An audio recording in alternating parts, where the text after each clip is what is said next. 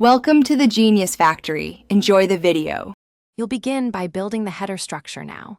Open Templates Theme Builder and create a header. Choose a simple 1/2 column layout so you can place logo and nav. Use global site settings to set container width and mobile breakpoint at 768 px. This ensures consistency. Add your logo at left and a nav menu widget at right.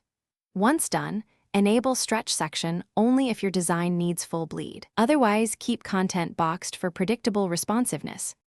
Now focus on how the header adapts across sizes. Select the logo and menu and use percentage widths or flex settings so elements scale instead of wrapping. This prevents overlap. Next, tweak typography, padding, and margins under responsive mode. Reduce font size and gap for tablet and mobile. Use the nav menu's breakpoint to switch to a toggle for small screens.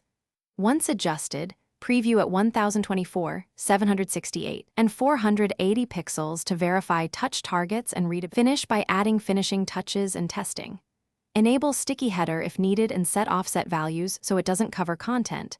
Check hide on scroll if you want more screen space.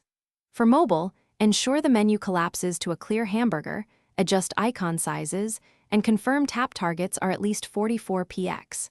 If layout breaks, inspect z-index conflicts, clear Elementor and browser cache, and temporarily disable custom CSS to isolate the issue.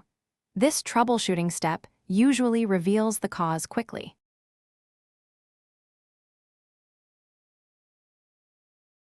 Thanks for watching. If you found this helpful, don't forget to like and subscribe.